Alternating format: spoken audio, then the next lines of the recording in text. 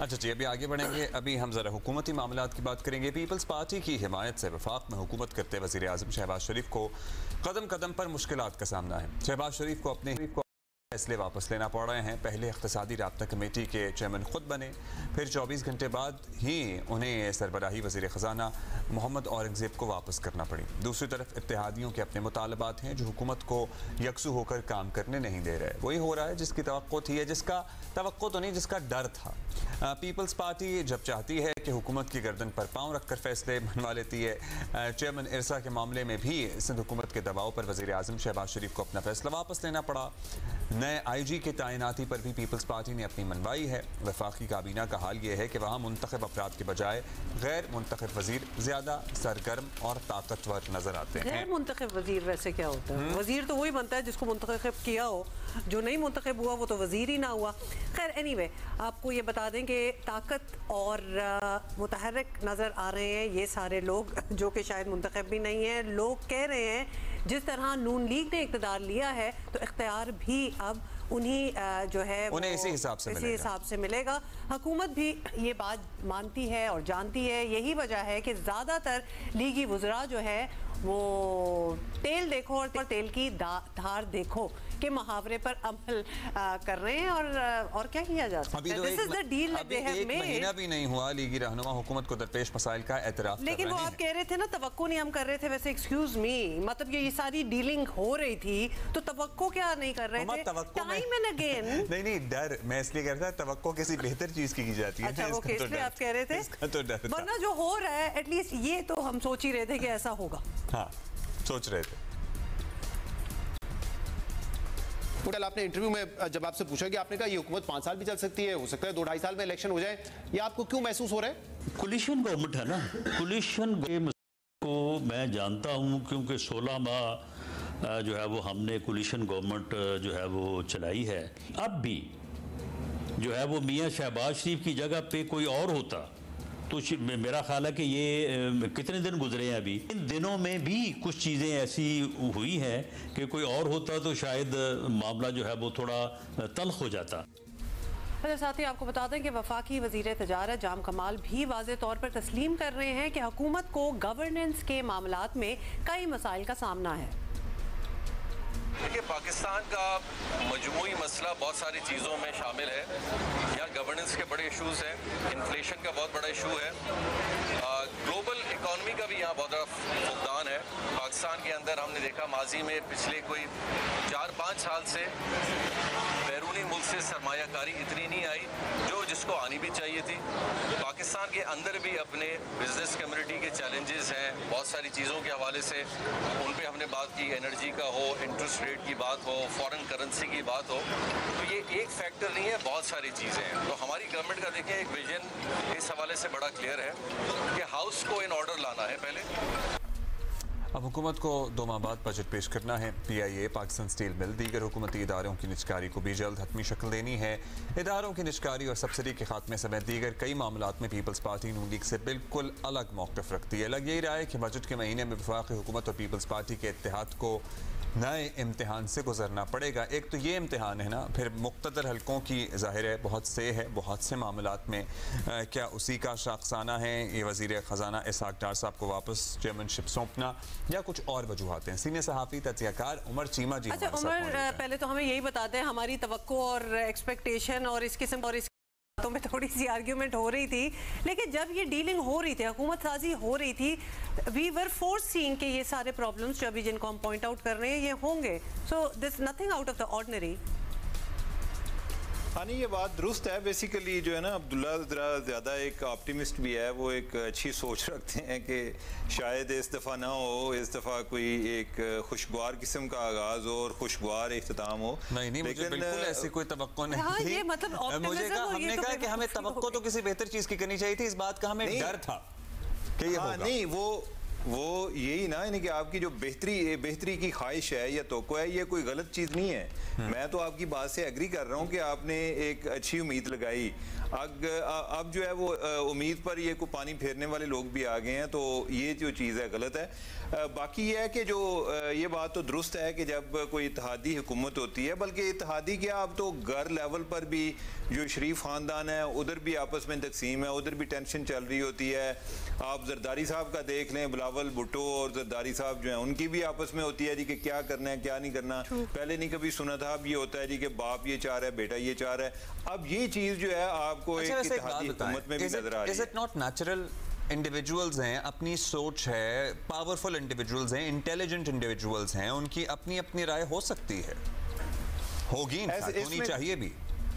हाँ, दुरुस्त बात है, और वो कोई रोबोट नहीं है, वो सोच सकते हैं और होनी चाहिए। असल में हमारे यहाँ प्रॉब्लम हो रहा है, हमारे यहाँ प्रॉब्लम ये है कि हमारे जो सारे फैसले हैं ना वो एक पर्सन स्पेसिफिक होते हैं, कोई ऐसी पॉलिसी नहीं होती। एक तो होता है ना कि कुछ चीज़ें आप एज अ पॉलिसी तय कर लें और फिर उनकी कोई इंटरवेंशन के लिए कोई बाकायदा आपको मीटिंग कॉल करनी पड़े, ऐसा नहीं होता। इधर जो है ना वो एक डेली बेसिस पर बेयकीनी की कैफियत है और डेली बेसिस पर जो है ना वो फैसले बदलते रहते हैं। ये प्रॉब्लम है असल में हमारे मुल्क में, या हमारी जो गवर्नेंस है, जो इंस्टेबिलिटी है। आप ये देखें कि जब इलेक्शन नहीं हुए थे तो कोई बंदा पूछता था ना जी कि इलेक्शन का क्या बन रहा है, कोई कहता था जी इलेक्शन नहीं होने, तो मैं ना एक से मेरे से को पूछ रहा था, मैंने कहा कि इलेक्शन हो जाने हैं लेकिन ये सवाल खत्म नहीं होने, उसके बाद ये होना है कि ये गवर्नमेंट चलेगी कि नहीं। फिर ये है जी कि गवर्नमेंट जो है कोई ये पता नहीं 6 माह बाद जा रही है। कल रात को मुझे को कह रहा था, ये सुना है कि कुछ 6 माह बाद जो है वो प्राइम मिनिस्टर चेंज होने वाला है। अच्छा, ये चीज़ जो है ये डिस्कशन की हद तक तो शायद हमें कोई एक डिस्कशन के लिए कोई पॉइंट मिल जाता है, हम कर लेते हैं, लेकिन ओवरऑल ये मुल्क के लिए, ये मईशत के लिए ये चीज़ बड़ी ख़तरनाक है कि ये जो बेयकीनी वाली कैफियत है कि लोगों की फ़ैसला करने की सलाहियत ख़त्म हो जाती है। उनको ये नहीं पता चलता कि इधर हुक्मरान कौन है और जो हमें नज़र आ रहा है ये कब तक है। ये ना हो जी कि ये जो मैं बात आपको कह रहा हूँ जी कि 6 माह बाद, अब अगर किसी ने कोई फैसला करना हो, इवन आपकी जो स्ट्रेटजिक प्लानिंग करनी हो जी मैंने अगले 5 साल में करनी है, वो नहीं कर सकते। इक़्तिसादी राब्ता कमेटी के चेयरमैन पहले खुद बने, फिर वज़ीर ख़जाना औरंगज़ेब साहब को लगा दिया गया। इसके पीछे की कहानी अगर कुछ आपके पास है तो प्लीज़ शेयर कीजिएगा। एक तो पीपल्स पार्टी का प्रेशर है, ज़ाहिर इत्तेहादी हैं और वो फैसले उन बहुत से उसमें इन्वॉल्व होंगे भी आने वाले फैसलों में, पर्टिकुलरली ये जो निजकारी वाले मामलात हैं, और जो इस्टेब्लिशमेंट है ज़ाहिर वो भी तो एक सॉर्ट ऑफ शराकतदार या हिस्सेदार है ना इस हुकूमत के चलाने में या चलने में। उनकी तरफ से भी होता है कि भाई ये फ़ैसला नहीं होना चाहिए, ये फ़ैसला होना चाहिए, ये गलत है या ऐसे कर लें। नहीं, वो डेफिनेटली है, यानी कि इस्टेब्लिशमेंट तो एक इम्पॉर्टेंट स्टेक होल्डर है। और मसला ये है ना कि किसी एक अदारे का या किसी पार्टी का कि वो आपसे कितना रेलेवेंट है, या अगर आप उसका मशवरा नहीं मानते तो उसकी कीमत क्या है। तो कीमत इसकी बहुत ज़्यादा है। वो बेशक अगर आप पीपल्स पार्टी का मशवरा नहीं मानते तो पीपल्स पार्टी कहेगी कि हम पुल आउट कर रहे हैं। दूसरी तरफ ये है कि इस्टेब्लिशमेंट है, जिस तरीके से ये इलेक्शन हुए हैं या इलेक्शन जीते गए हैं या जिस तरह की गवर्नमेंट बनी हुई है, तो ये किस तरह से कोई इतना कोई आंख में आंख डालकर तो ये भी बात करने की पोजीशन में नहीं है। दोनों के आपस में यानी कि इनके आपस में एक दूसरों के साथ मुफाद मुश्तरक है। यानी कि इवन इस्टेब्लिशमेंट ये नहीं है कि उनको ज़रूरत नहीं है इनकी, उनको भी ज़रूरत है, ठीक है। वो भी नहीं वो नहीं चाहेंगे कि ये हुकूमत जो है ये मुतज़लज़ल हो, बल्कि ये अच्छा हुआ है एक लिहाज से, ये ब्लेसिंग इन डिस्गाइज है कि शहबाज शरीफ जो है वज़ीर आज़म बन गए हैं कि वो जिस तरीके से भी वो इस्टेब्लिशमेंट के साथ चल लेते हैं। नवाज शरीफ अगर होते लोग उनको ताने दे दे के मारते जी कि आपने सारी अपना जो है इतना आपका एक पूरी ज़िंदगी की स्ट्रगल एक तरफ और वजारत उज़्मा के ज़रिए आप जितना सरनगूंग हो चुके हैं यानी कि वो एक तरफ, तो वो उन्होंने इसी चक्कर में लड़ पड़ना था। तो मेरे ख्याल है कि इसको अगर हम पॉजिटिवली ले लें तो ये मुशावरत मतलब एक सजेशन की ही बात हो रही है। सजेशन होता है और ऑर्डर होता है। मतलब वी आर जस्ट आस्किंग कि ये जो हुकूमत है शहबाज शरीफ की सरबराही में, are they ever going to make their own decision, या फिर इसी तरह ही, क्योंकि शहबाज शरीफ इतने यू टर्न टाइप नहीं लेते, तो लिहाजा जब उन्होंने ये इक़्तिसादी राब्ता कमेटी की चेयरमैनशिप पहले ली फिर छोड़ी तो ये थोड़ा सा अजीब लगा। तो अब उनको बहुत श्योर होना पड़ेगा, पहले ही कंसल्टेशन करनी पड़ेगी सारों के साथ और फिर ओहदे लिए जाएंगे या बांटे जाएंगे।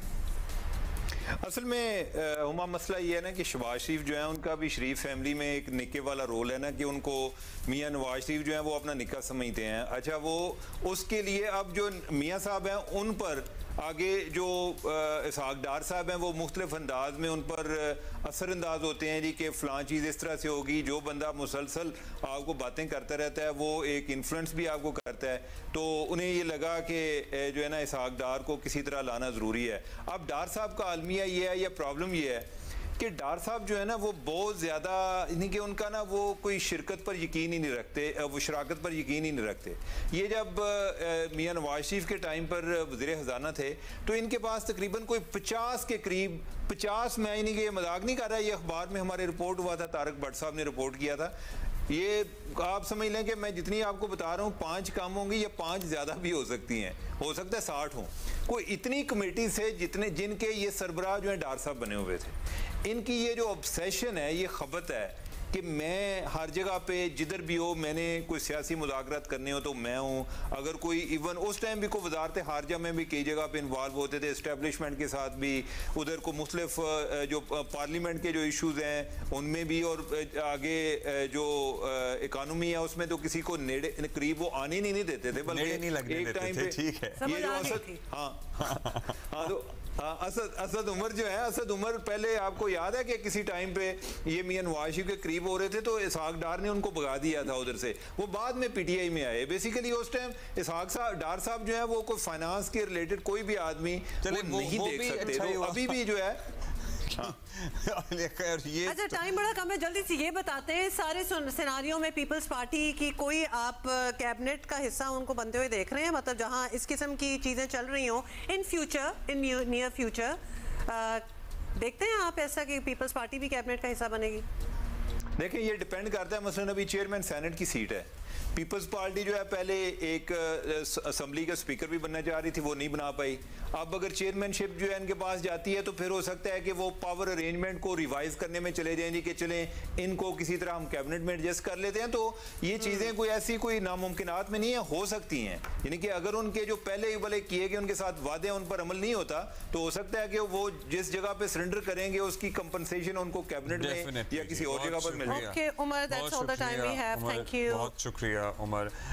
इसहाक डार साहब के जैसा कर रहे थे वो तो चले अपनी जगह, उनकी कॉम्पिटेंस को भी एक और जगह लाए, उनकी परसेप्शन का मसला है। The youth of this country does not resonate with Ishaq Dar. आज मुस्लिम लीग नून को अगर ये बात समझ आ जाए तो आ जाए, वरना पहले भी उन्होंने खमियाजा अब क्या चाहते हैं? अब उन्होंने वहाँ इकोनॉमी से निकाल के उनको फॉरेन मिनिस्टर बना दिया। What do you want?